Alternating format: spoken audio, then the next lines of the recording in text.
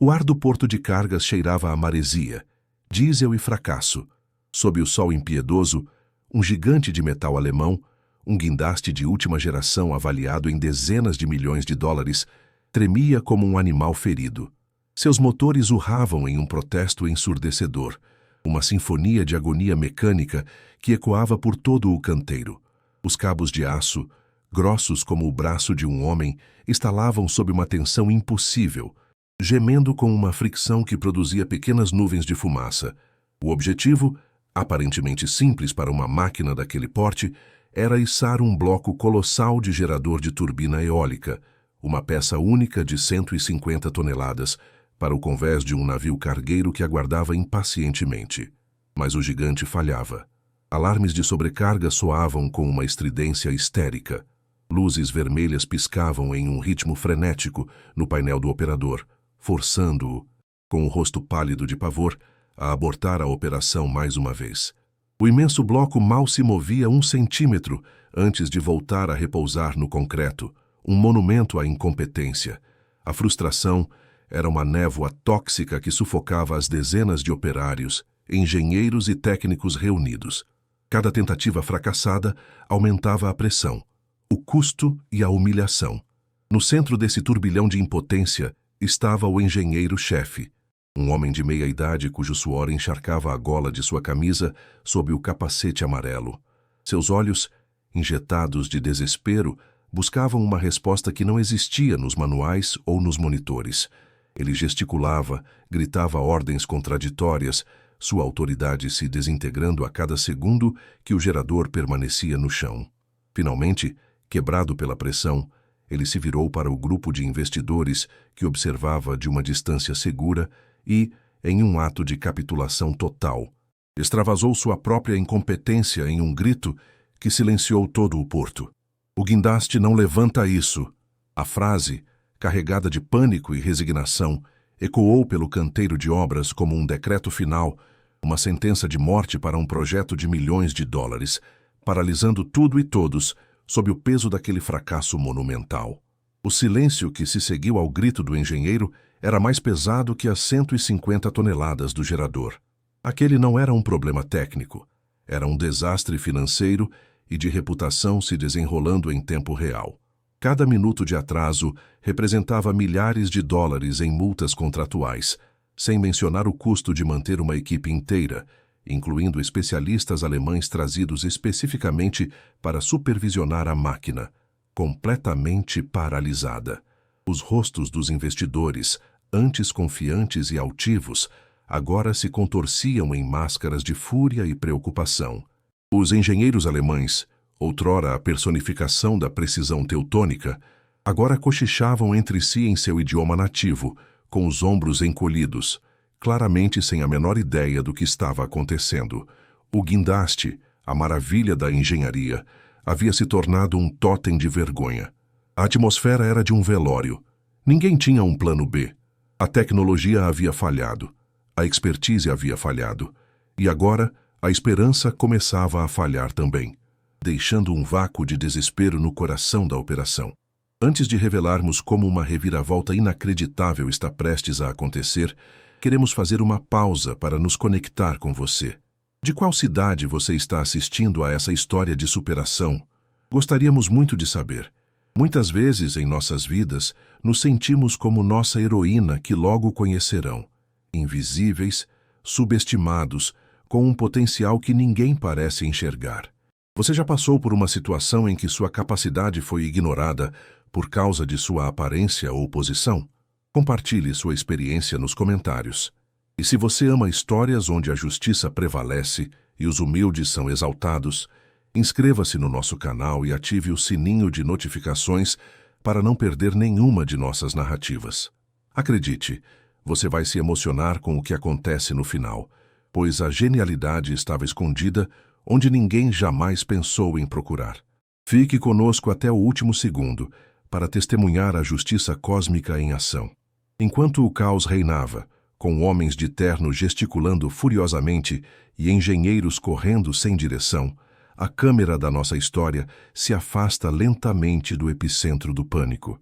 Ela varre as faces ansiosas e os capacetes coloridos, passando pelos especialistas confusos e pelos operadores derrotados, até encontrar uma figura quase invisível, encostada em um container distante.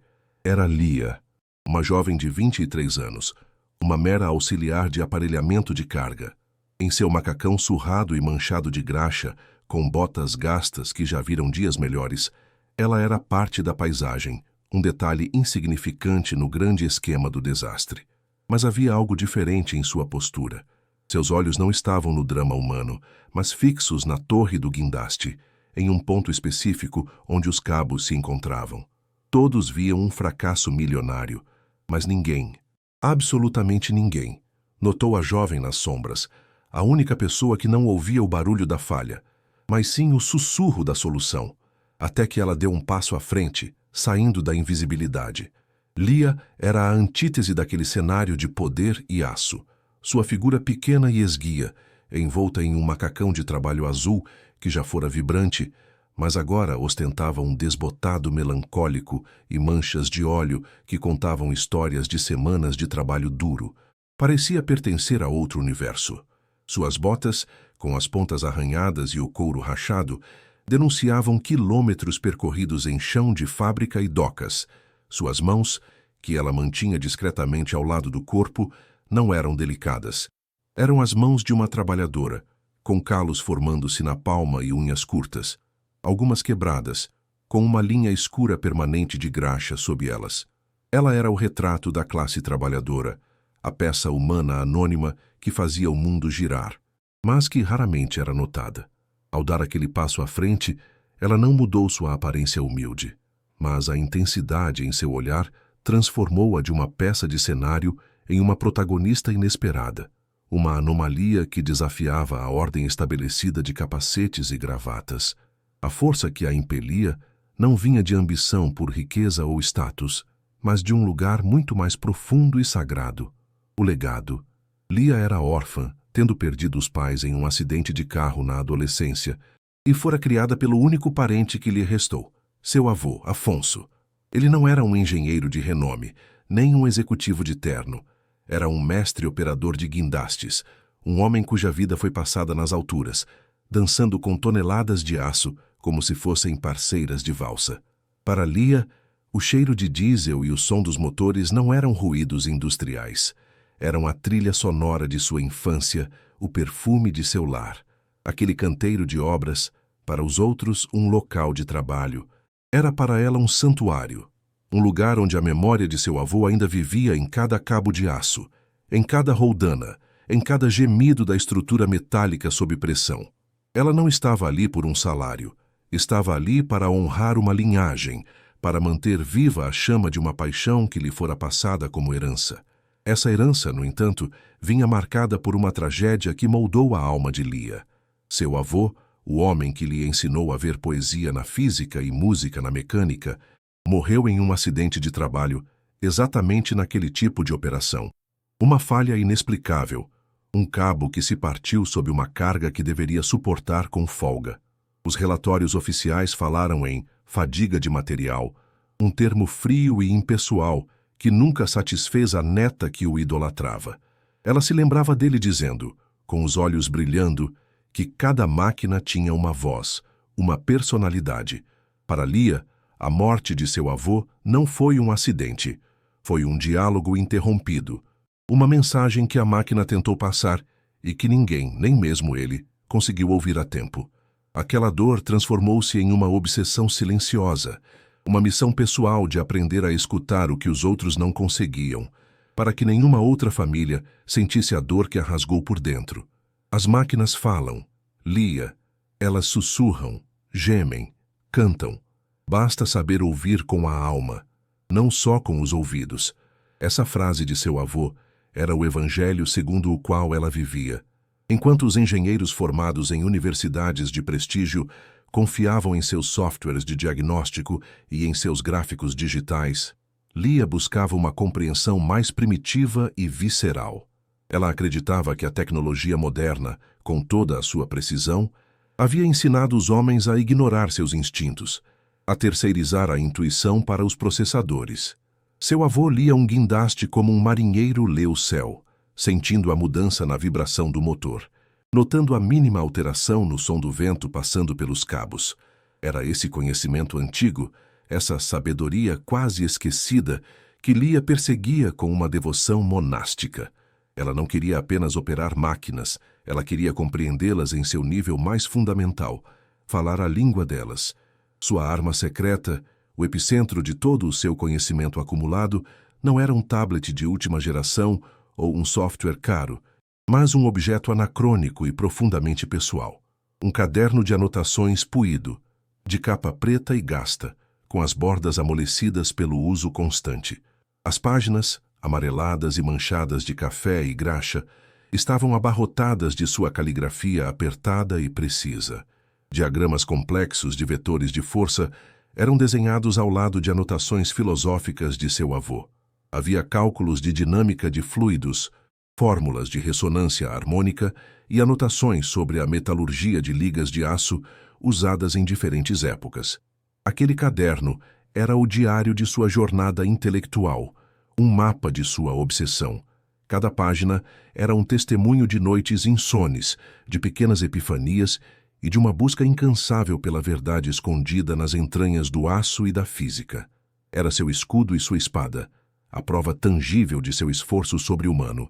O conteúdo daquele caderno foi forjado no fogo da determinação solitária.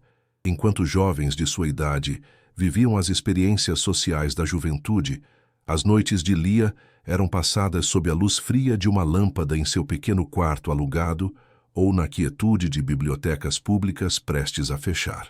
Com um celular de tela trincada e um plano de dados pré-pago limitado, ela mergulhava nas profundezas da internet. Passava madrugadas inteiras em fóruns obscuros de engenharia, usando tradutores online gratuitos para decifrar palavra por palavra manuais técnicos alemães, cujos PDFs ela baixava com dificuldade. Devorava cursos de engenharia e física em canais do YouTube, pausando e rebobinando vídeos de professores indianos e russos, até que os conceitos mais complexos se tornassem tão claros quanto o dia. Cada megabyte de dados era precioso. Cada hora de sono sacrificada era um investimento em seu arsenal de conhecimento. Sua busca a levou a territórios que a engenharia moderna havia esquecido. Ela descobriu um tesouro em manuais de engenharia soviéticos dos anos 70, documentos que detalhavam o içamento de componentes de reatores nucleares em condições climáticas extremas. Eram textos que não se baseavam em sensores digitais, mas em princípios puros de física aplicada, em observação e em uma compreensão profunda de como as forças da natureza interagiam com as estruturas criadas pelo homem. Ela aprendeu sobre o comportamento de metais sob frio siberiano, sobre os efeitos de microvibrações e ondas estacionárias em cabos sob tensão, conceitos que os softwares modernos, programados para cenários ideais, simplesmente não consideravam em seus algoritmos. Lia estava construindo uma ponte entre a sabedoria empírica do passado e os desafios tecnológicos do presente. Essa abordagem deu a ela uma percepção única. Ela não via apenas números e dados, ela sentia a física por trás da operação. Quando olhava para o guindaste, não via apenas uma máquina, via um sistema complexo de forças em equilíbrio precário.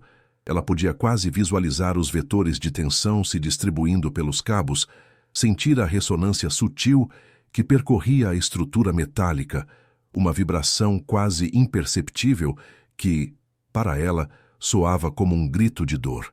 Os engenheiros no local estavam olhando para seus computadores, que lhes diziam que tudo estava dentro dos parâmetros. Eles confiavam nos dados, mas os dados estavam incompletos. Lia, por outro lado, estava lendo a própria máquina, usando um conjunto de ferramentas muito mais antigo e poderoso: a observação, a intuição e um conhecimento profundo e heterodoxo da física. E assim, com o peso de seu legado, a dor de sua perda e a força de seu conhecimento secreto, Lia caminhava em direção ao centro do desastre. Cada passo no concreto sujo do porto era firme, deliberado. O medo borbulhava em seu estômago. O medo de ser ridicularizada, de ser dispensada, de enfrentar a arrogância daqueles homens ricos e poderosos que a viam como menos que nada. Mas outra sensação, mais forte e mais clara, sobrepujava o medo.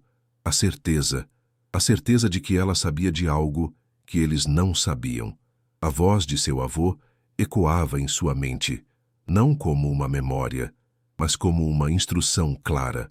O caderno em seu bolso parecia pesar 1 tonelada, não por seu peso físico, mas pelo peso da responsabilidade que ele continha. Ela não estava indo desafiar um homem. Estava indo salvar um projeto e, de forma mais importante, provar que a sabedoria de seu avô estava certa. Sua chegada ao círculo fechado dos engenheiros e investidores foi como uma pedra caindo em um lago silencioso. As conversas tensas cessaram. Os olhos, antes fixos nos monitores ou no guindaste inerte, viraram-se para ela. Primeiro com confusão, depois com irritação e desprezo. O que aquela garota, a auxiliar de macacão sujo, queria ali? O contraste era brutal e imediato. De um lado, ternos de grife, relógios caros e a aura de poder e fracasso. Do outro, a figura franzina de Lia, com suas botas gastas, suas mãos calejadas e um brilho de genialidade pura nos olhos. Ela parou diante do engenheiro-chefe e do dono do projeto, o ar ao seu redor crepitando com a tensão de 2 mundos prestes a colidir. O palco para a humilhação pública estava montado, mas ninguém poderia prever que a peça que se seguiria seria a de uma vingança justa e espetacular. O som de pneus de luxo esmagando o cascalho do canteiro anunciou a chegada do desastre em sua forma humana. Uma Mercedes preta, reluzente como obsidiana polida e absurdamente limpa para aquele ambiente, parou a poucos metros do caos. O motorista se apressou para abrir a porta traseira e dela emergiu Ricardo Bastos. Aos 50 anos, ele era a personificação do poder corporativo. Seu terno de grife cinza, cortado sob medida, não tinha uma única ruga. Seus sapatos italianos pareciam flutuar sobre o chão sujo. No seu pulso, um relógio suíço, cujo brilho ofuscante parecia zombar da poeira e do suor que cobriam todos os outros presentes, era uma declaração de valor mais eloquente que qualquer palavra. Ele não caminhou. Ele marchou em direção ao epicentro do fracasso, seu rosto uma máscara de fúria fria e calculista, seus olhos varrendo a cena com o desdém de um rei inspecionando um campo de batalha perdido. A presença de Ricardo Bastos era uma força da natureza, um vácuo que sugava todo o ar e o som ao seu redor. Os operários, que antes resmungavam entre si, encolheram-se, tentando se tornar invisíveis. Os engenheiros, incluindo a equipe alemã, instintivamente endireitaram suas posturas, como soldados na presença de um general implacável. Ele não precisava gritar para impor sua autoridade. Seu silêncio era mais aterrorizante do que qualquer berro. Ele parou diretamente na frente de seu engenheiro-chefe, o homem que havia decretado o fracasso momentos antes. Ricardo não ergueu a voz. Ele se inclinou, invadindo o espaço pessoal do homem, e sibilou com um veneno que gelava a espinha. Eu dei a você o melhor equipamento do mundo. Eu trouxe os melhores especialistas, e você me entrega isso? Sua voz era baixa, mas cada palavra era uma chibatada na moral do engenheiro, que empalideceu visivelmente, incapaz de articular uma resposta. A humilhação do engenheiro foi apenas o prelúdio. Ricardo o descartou com um gesto de mão, como se enxotasse um inseto, e sua fúria começou a procurar um novo alvo. Foi quando seus olhos, afiados como cacos de vidro, pousaram em Lia. Ela estava parada ali, uma anomalia em seu universo de aço, concreto e poder. O olhar de Ricardo a percorreu de cima a baixo, uma varredura lenta, deliberada e insultuosa. Ele notou as botas gastas, o macacão manchado, as mãos calejadas. Em sua mente, ela não era uma pessoa, mas um erro no sistema, um pedaço de sujeira em sua pintura imaculada. Ela representava tudo o que ele desprezava: a pobreza, a impotência, a insignificância. O desprezo em seu rosto era tão evidente que se tornou quase palpável, uma onda de repulsa que emanava dele e contagiava o ar ao redor. A raiva em seu semblante se metamorfoseou em um esgar de zombaria cruel. Ele deu um passo em direção a ela, o corpo inclinado em uma postura de superioridade predatória. E você? Ele perguntou, a voz carregada de um sarcasmo cortante que fez com que algumas pessoas próximas prendessem a respiração. É notou que a estagiária está olhando com essa cara de quem entende de alguma coisa? A palavra estagiária foi pronunciada com um desdém particular, uma forma de diminuí-la, de colocá-la em seu devido lugar, no degrau mais baixo da hierarquia. Ele ergueu uma sobrancelha, um sorriso malévolo brincando em seus lábios. Acha que tem uma solução mágica guardada aí nesse macacão sujo? A pergunta não buscava resposta, era uma arma, projetada para ferir e humilhar publicamente, e os primeiros risinhos nervosos começaram a brotar entre os presentes. Vendo que tinha uma audiência, Ricardo decidiu transformar a humilhação em um espetáculo. Ele abriu os braços em um gesto teatral, sua voz agora projetada para que todos no canteiro de obras pudessem ouvir. Senhores, por favor, aproximem-se. Temos uma especialista entre nós. Ele gesticulou para os outros investidores de terno, para a equipe de engenheiros alemães e para os operários curiosos e amedrontados. Aparentemente, todos nós, com nossas décadas de experiência e diplomas de engenharia, deixamos passar algo. Mas não se preocupem. A garota do aparelhamento vai nos salvar. O canteiro de obras parou completamente, transformando-se em um anfiteatro improvisado. Lia estava no centro, sob os holofotes da arrogância de Ricardo, o objeto de um circo macabro orquestrado por ele para desviar a atenção de seu próprio fracasso. A multidão, agora reunida em um semicírculo ao redor deles, reagiu como esperado. Os outros homens ricos, amigos de Ricardo, sorriam abertamente, apreciando o espetáculo sádico como se fosse uma partida de golfe. Para eles, a humilhação de um subordinado era apenas parte do jogo de poder. Os engenheiros alemães, embora visivelmente desconfortáveis com a grosseria, mantinham uma expressão de superioridade divertida, como se observassem os costumes bárbaros de uma tribo local. O grupo mais afetado era o dos operários. Eles olhavam para o chão, para o lado, para qualquer lugar que não fosse o rosto de Lia. Em seus olhos, via-se uma mistura de pena, vergonha e, acima de tudo, o medo paralisante de que eles pudessem ser os próximos no picadeiro daquele circo cruel. O ar estava pesado com risadinhas abafadas e comentários maldosos que passavam de boca em boca. Lia sentiu o peso de centenas de olhos sobre ela. O coração batia descontroladamente em seu peito e um nó se formou em sua garganta. Por um instante, o instinto de fugir, de se esconder, de voltar a ser invisível, foi avassalador. Mas então, a imagem de seu avô, o som de sua voz calma e sábia, preencheu sua mente. Ela respirou fundo, o cheiro de graxa e metal a ancorando na realidade. Com uma firmeza que surpreendeu a si mesma, ela ergueu o queixo e encontrou o olhar zombeteiro de Ricardo. Sua voz, quando saiu, era quase um sussurro, mas carregada de uma convicção inabalável. O problema não é o peso, ela disse, apontando sutilmente para o topo da torre. É a configuração dos cabos de estabilização. A ressonância harmônica está criando uma anulação vetorial. Suas palavras, técnicas e precisas, foram recebidas com um momento de silêncio perplexo, seguido por uma gargalhada estrondosa de Ricardo.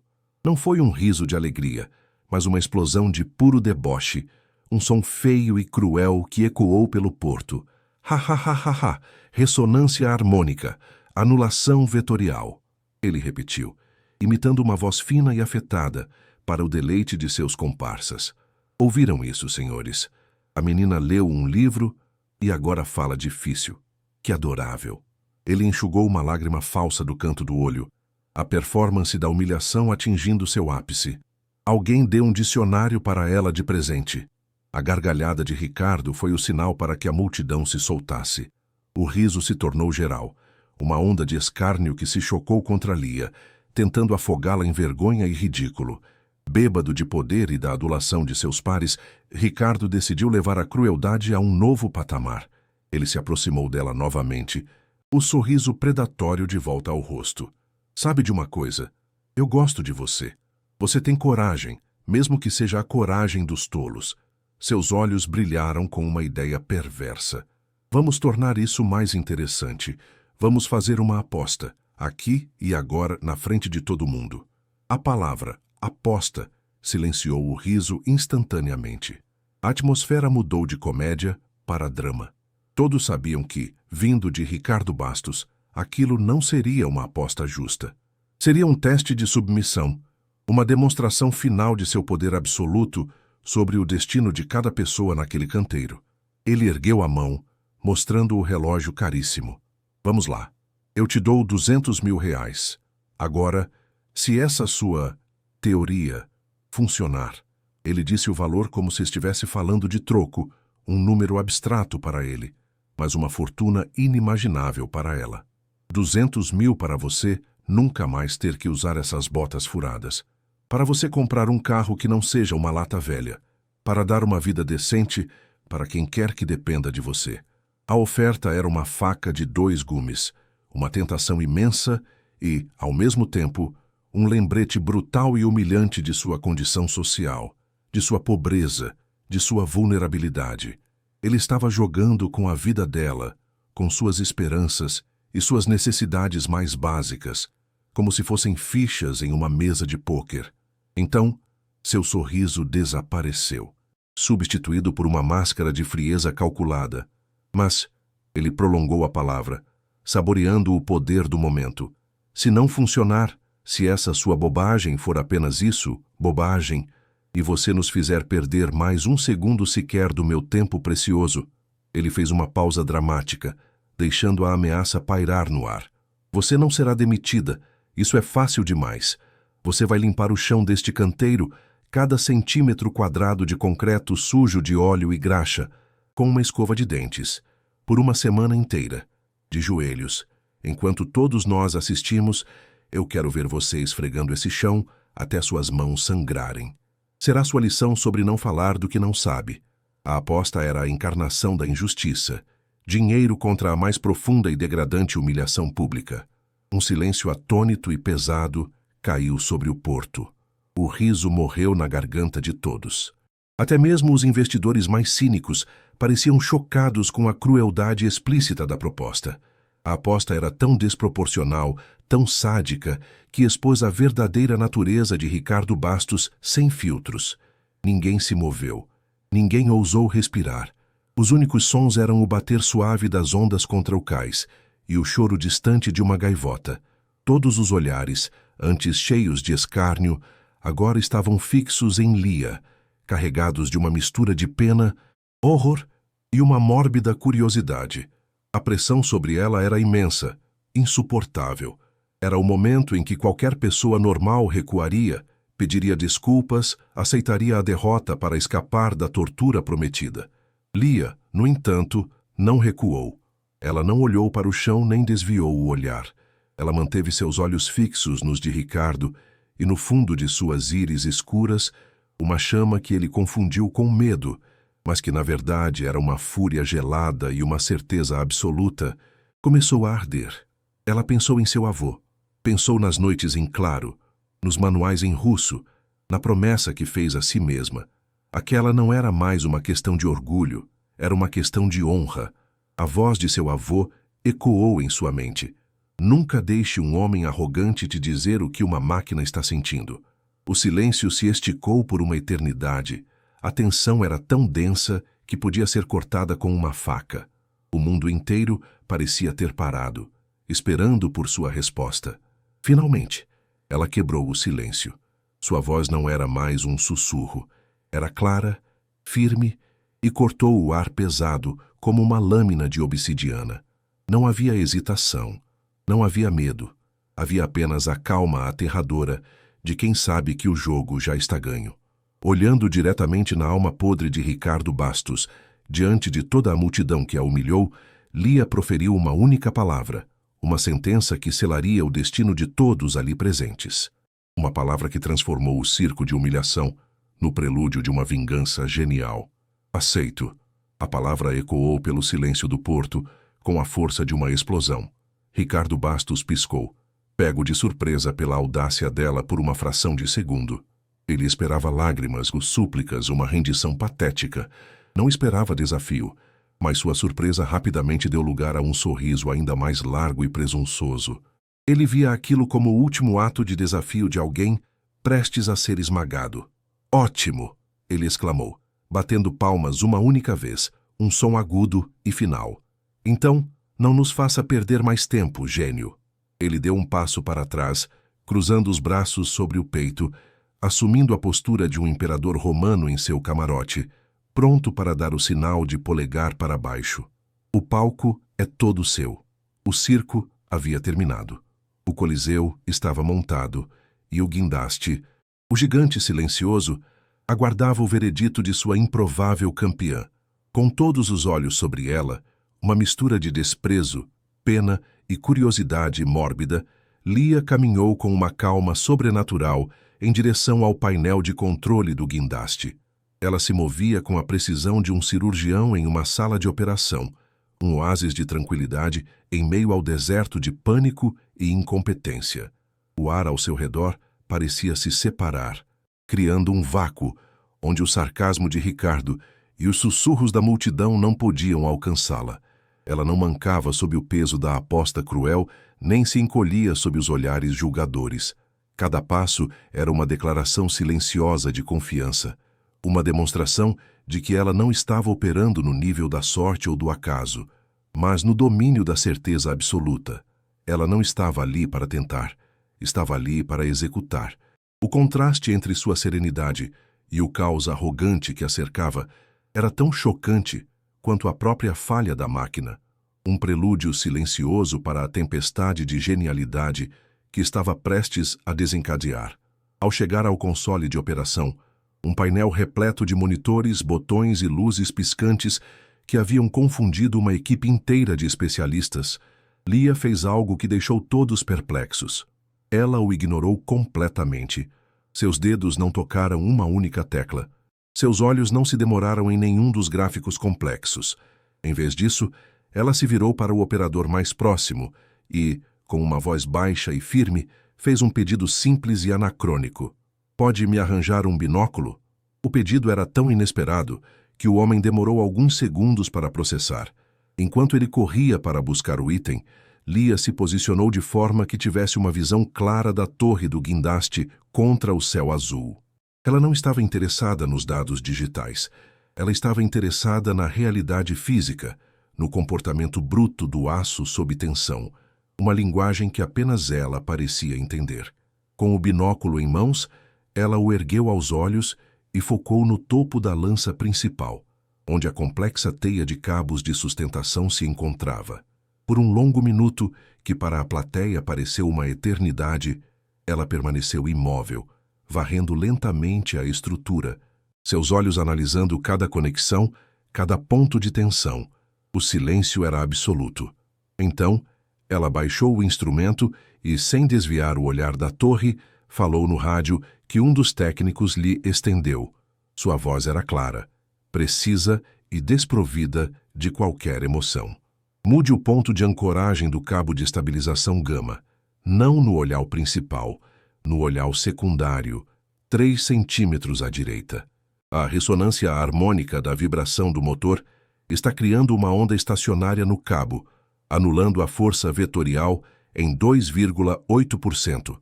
Mude o ponto para quebrar a frequência." A instrução era tão específica, tão técnica e tão bizarra que a maioria dos presentes não entendeu uma única palavra. Mas os engenheiros, especialmente os alemães, entenderam. Era um princípio obscuro de física de ondas, um detalhe tão minúsculo que beirava o absurdo. A genialidade da solução de Lia não estava em um grande concerto ou em uma reprogramação complexa, mas em uma observação sutil que escapara a todos. Ela havia identificado que a vibração do próprio motor do guindaste estava por azar geométrico, gerando uma frequência que ressoava ao longo de um cabo específico, criando uma onda invisível que efetivamente roubava uma pequena, mas crucial, porcentagem da força de içamento. Era um conhecimento que não constava nos manuais modernos, mas que ela encontrara, como um tesouro perdido, nas páginas de um manual de engenharia soviético sobre içamento em condições de ventos siberianos. Imediatamente, o engenheiro-chefe alemão, cujo rosto estava vermelho de vergonha e fúria, explodiu. Verrückt! Isso é loucura! Ele gritou em uma mistura de alemão e português. É contra todos os protocolos. A configuração de fábrica é calculada para máxima eficiência.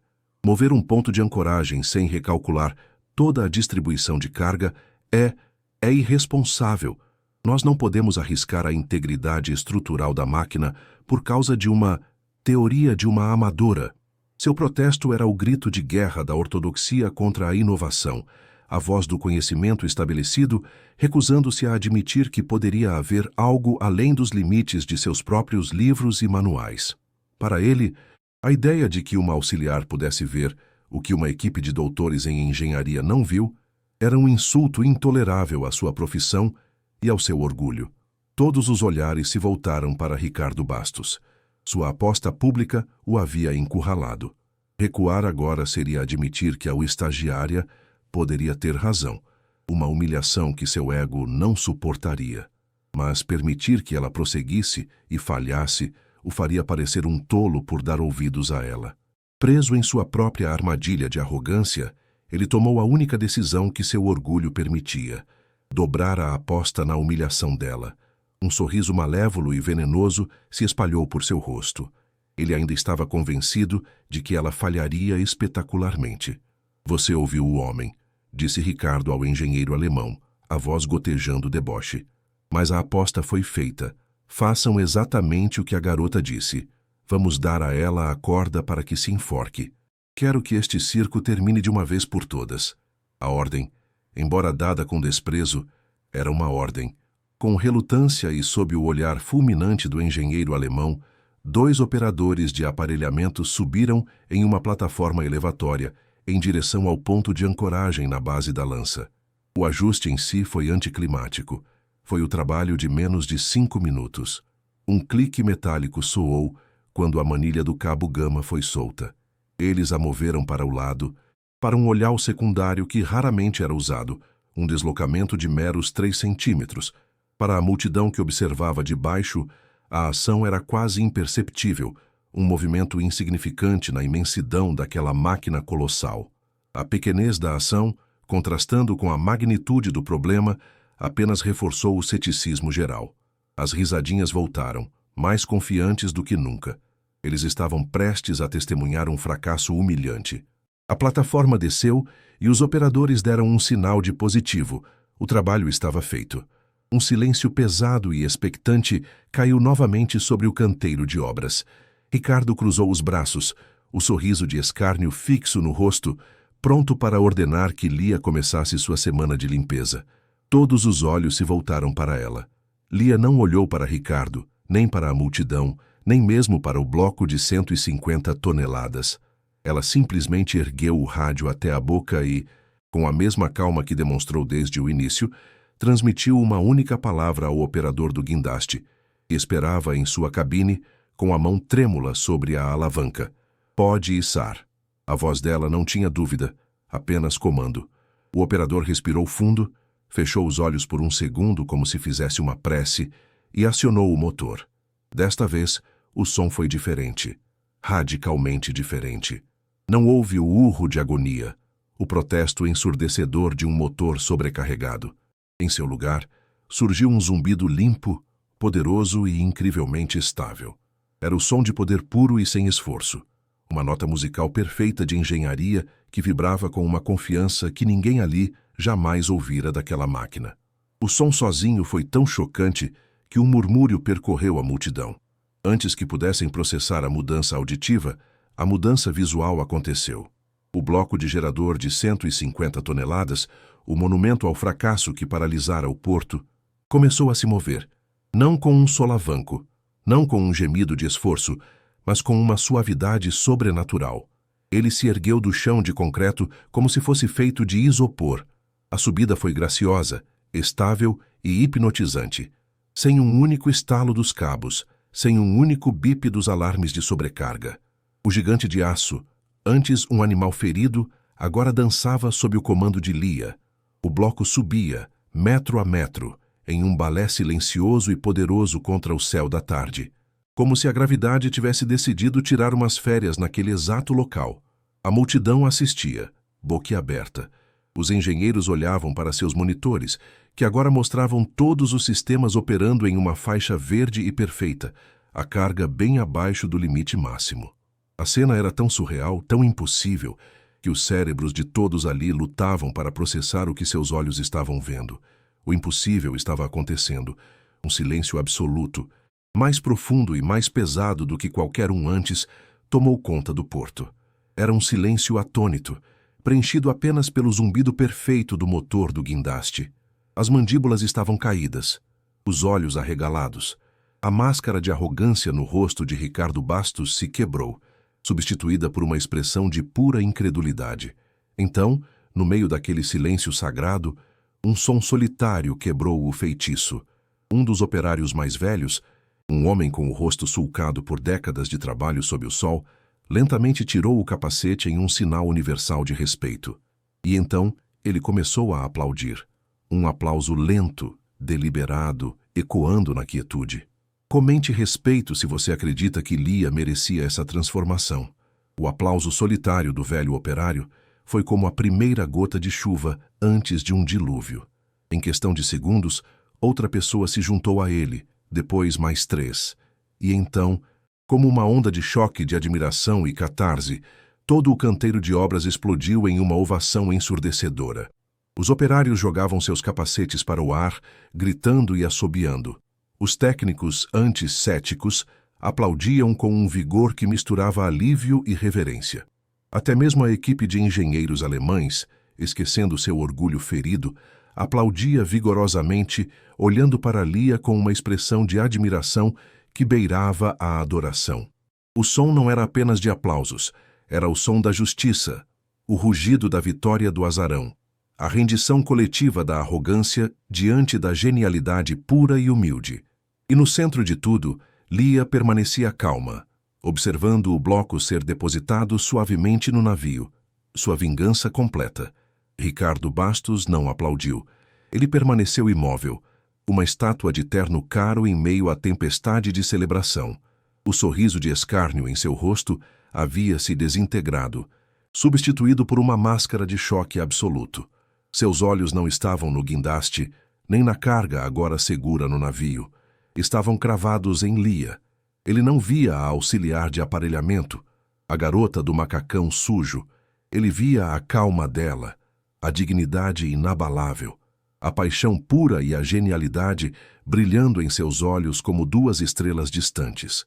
A multidão rugia em aprovação, mas para Ricardo, todo o som do mundo havia desaparecido, substituído por um zumbido ensurdecedor em seus ouvidos. A arrogância que o sustentara por anos, sua armadura contra o mundo, rachou e se desfez em 1000 pedaços, deixando sua alma exposta e vulnerável pela primeira vez em muito tempo. Ele não foi derrotado pela máquina. Ele foi quebrado pela imagem de uma jovem mulher que representava tudo o que ele havia perdido e desprezado.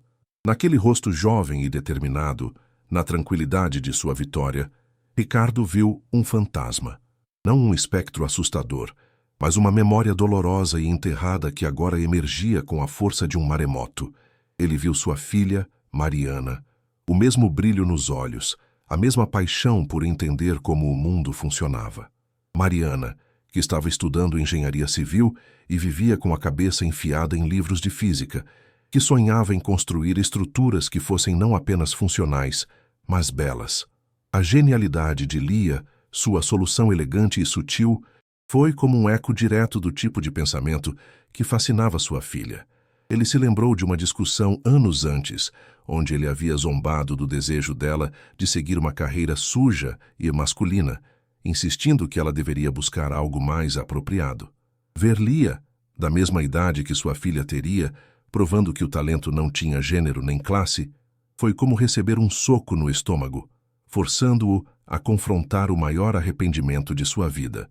As pernas de Ricardo cederam ligeiramente, e ele deu um passo vacilante para a frente, depois outro. Ele se movia como um autômato, atravessando o espaço que o separava de Lia, enquanto a multidão, percebendo que algo estava errado, começava a silenciar. As lágrimas que ele não derramava desde o dia do funeral de sua filha começaram a brotar em seus olhos e a escorrer por seu rosto pálido, traçando caminhos úmidos em sua pele. Ele gaguejou, a voz um sussurro rouco e quebrado que mal podia ser ouvido. A multidão ficou completamente em silêncio. Ele se aproximou mais de Lia, que o observava com uma expressão de surpresa e confusão. Minha filha, Mariana, ela era assim, ele disse, a voz embargada. Cada palavra uma tortura. O homem que minutos antes era a encarnação do poder e da crueldade, agora parecia uma criança perdida, desmoronando publicamente sob o peso de uma dor que ninguém ali conhecia. A confissão jorrou dele como uma represa rompida, um fluxo incontrolável de dor e culpa. Ela tinha esse mesmo brilho nos olhos.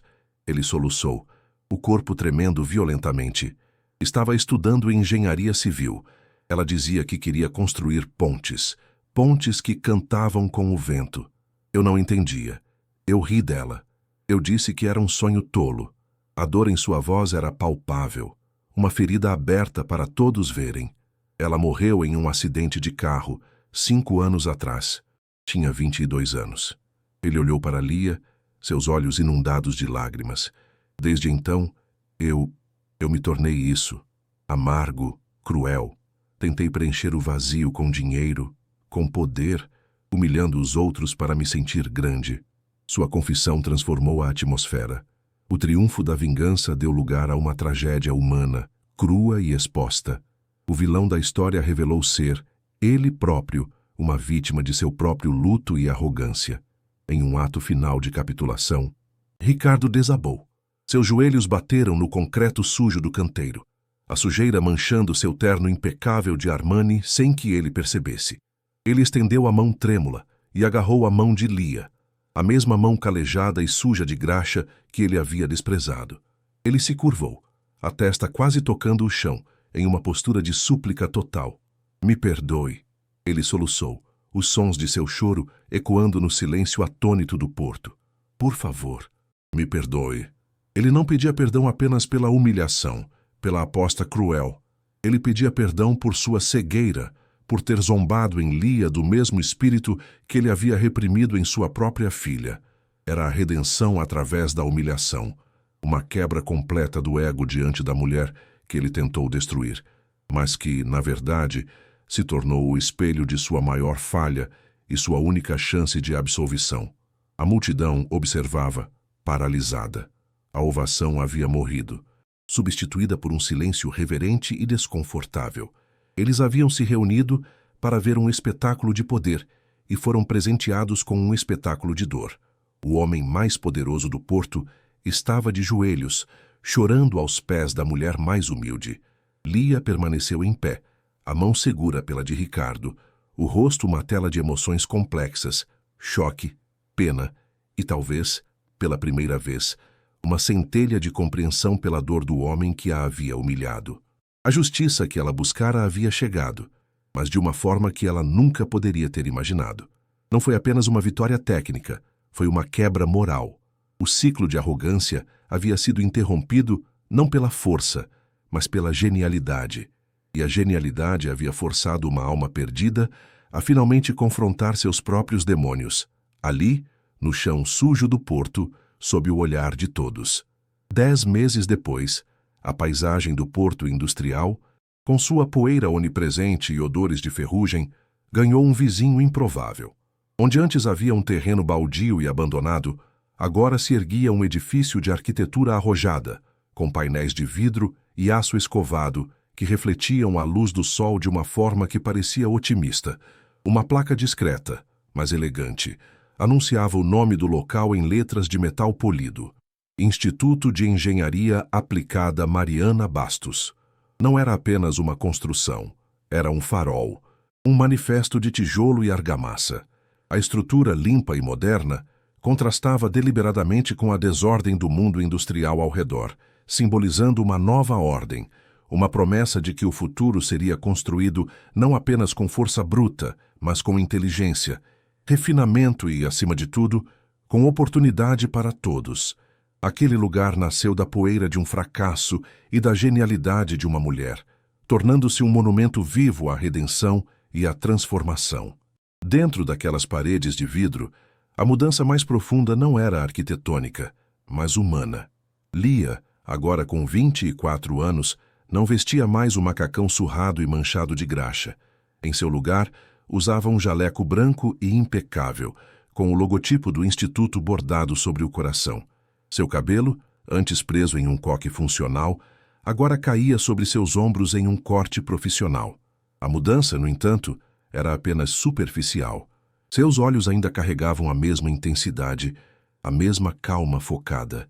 Suas mãos, embora agora mais limpas, ainda possuíam a firmeza de quem compreende a natureza do aço e da força.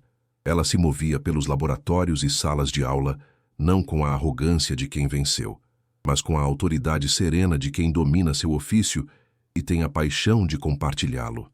Ela não era mais uma auxiliar invisível. Era a diretora técnica e a alma daquele instituto, uma líder forjada no fogo da humilhação e elevada pela força de seu próprio intelecto. Suas salas de aula eram um microcosmo do mundo que ela estava tentando construir.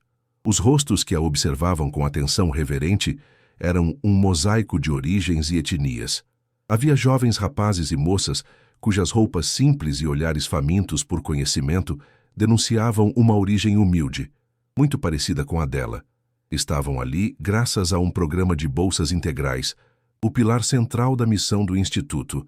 Lia os havia selecionado pessoalmente, não com base em notas perfeitas ou escolas de prestígio, mas buscando neles a mesma centelha de curiosidade obsessiva que a impulsionava.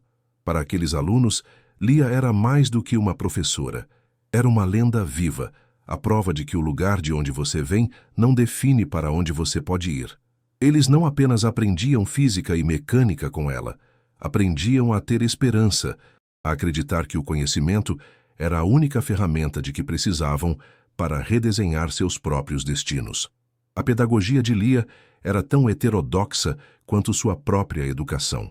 Ela ensinava seus alunos a desconfiar da confiança cega nos simuladores e a desenvolver uma intuição para a mecânica. Um software pode te dizer o que deveria acontecer, ela dizia, circulando por entre as bancadas de um laboratório equipado com modelos em escala de guindastes e estruturas. Mas apenas a observação, apenas o instinto treinado, pode te dizer o que está realmente acontecendo. Aprendam a ouvir as máquinas. Elas gemem, sussurram, vibram, cada som é um dado. Em suas aulas, manuais técnicos alemães de última geração eram estudados ao lado de fotocópias de antigos textos soviéticos.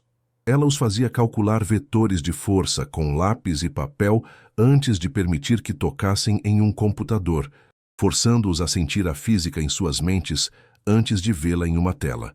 Ela não estava formando técnicos, estava forjando mestres. A fundação do Instituto foi o primeiro ato de sua vitória. Ela poderia ter pego os R$ 200.000 e desaparecido, construindo para si uma vida confortável e anônima. Mas na vulnerabilidade crua de Ricardo Bastos, naquele dia no porto, ela não viu uma chance para enriquecimento pessoal, mas uma oportunidade para uma justiça muito maior. Ela fez uma contraproposta ao homem quebrado a seus pés. Ela perdoaria a dívida e a humilhação, mas em troca, ele usaria sua vasta fortuna e influência para financiar um centro de excelência, um lugar que daria a outros jovens como ela a chance que ela nunca teve. O Instituto não foi financiado apenas pelo dinheiro da aposta. Foi financiado por milhões do império de Ricardo. Um investimento motivado não pelo lucro, mas pela penitência e pela esperança de honrar a memória de uma filha perdida através do sucesso de inúmeros outros filhos e filhas. Ricardo Bastos, por sua vez, havia se tornado uma sombra do homem que fora. O CEO implacável que media o mundo em cifras e poder havia se aposentado da linha de frente de sua construtora, entregando as operações do dia a dia a seus subordinados. Ele agora ocupava um novo cargo, presidente do conselho do Instituto Mariana Bastos. Seus ternos ainda eram caros, mas as cores eram mais sóbrias. O relógio ostensivo fora substituído por um modelo mais simples.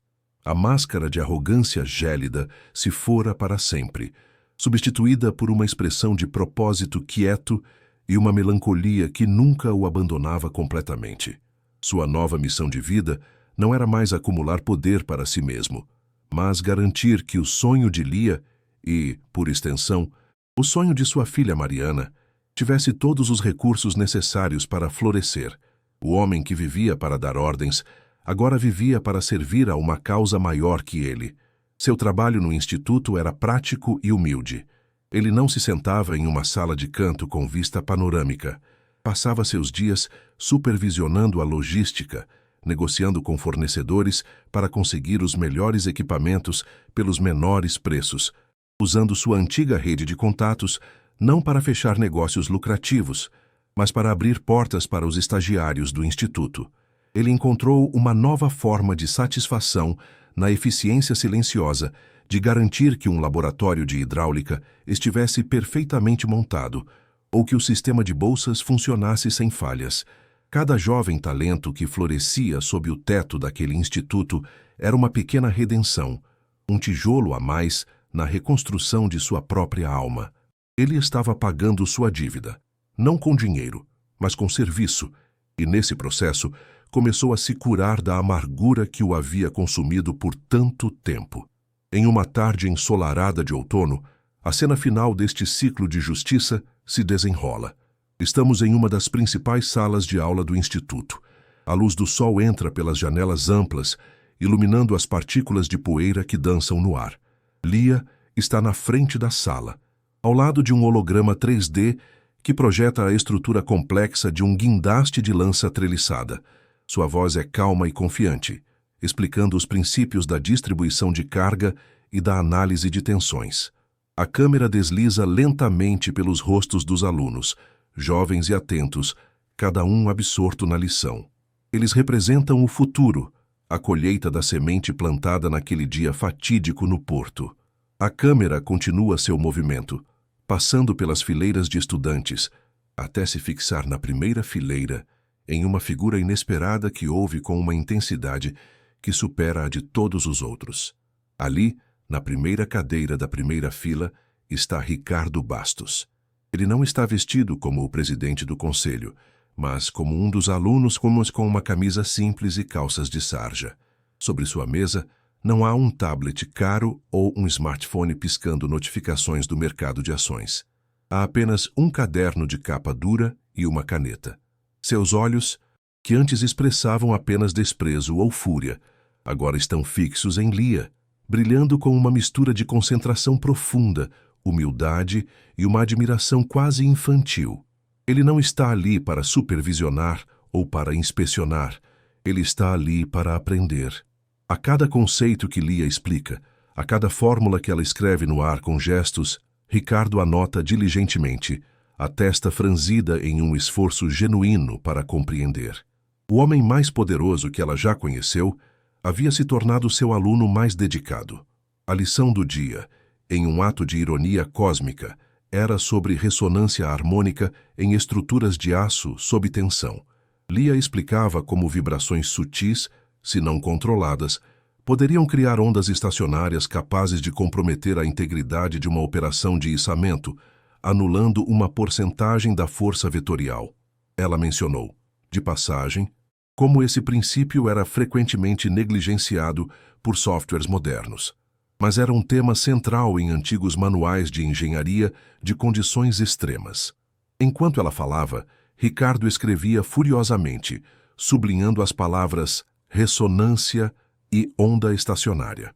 Ele não estava apenas aprendendo física, estava decifrando o enigma que o derrotou, tentando entender, através da linguagem da engenharia, o mundo que sua filha amava e que ele, em sua ignorância, havia desprezado. Ele estava aí finalmente aprendendo a ouvir. O ciclo se fechou naquele momento, não com vingança, mas com uma forma de justiça poética e transcendente. A verdadeira vitória de Lia não foi o dinheiro da aposta ou a humilhação de seu algoz. Foi a transformação completa do sistema que a oprimiu, personificado no homem à sua frente. O predador havia se tornado discípulo. O arrogante agora buscava conhecimento na fonte que ele tentou silenciar. A justiça cósmica não se manifestou como punição, mas como reeducação. Ricardo não foi exilado ou destruído. Ele foi forçado a se reconstruir, a encontrar valor não no poder, mas na sabedoria, e a honrar a memória de sua filha ao se submeter à genialidade da mulher que era seu espelho. A maior lição de sua vida estava sendo ensinada por sua antiga vítima. E assim, a lenda de Lia e Ricardo ecoou para muito além dos portões do porto. Tornou-se uma parábola moderna, ensinada nos corredores do Instituto e sussurrada nos canteiros de obras por todo o país. A história ensinou a todos uma lição poderosa e indelével. O verdadeiro valor de uma pessoa não está em seu terno, em seu relógio ou em seu sobrenome. Eles aprenderam que o talento não conhece gênero, aparência ou classe social, e que, como a mais persistente das forças da natureza, ele sempre encontrará um caminho para a superfície. Na cena final, Lia termina sua explanação. Seus olhos encontram os de Ricardo na primeira fila. Ele ergue o olhar de seu caderno e, por um instante, o passado e o presente colidem. Ele, então, oferece a ela um pequeno e quase imperceptível aceno de cabeça. Um gesto que continha um pedido de desculpas, uma expressão de gratidão e o reconhecimento silencioso de um mestre para outro. A justiça estava completa.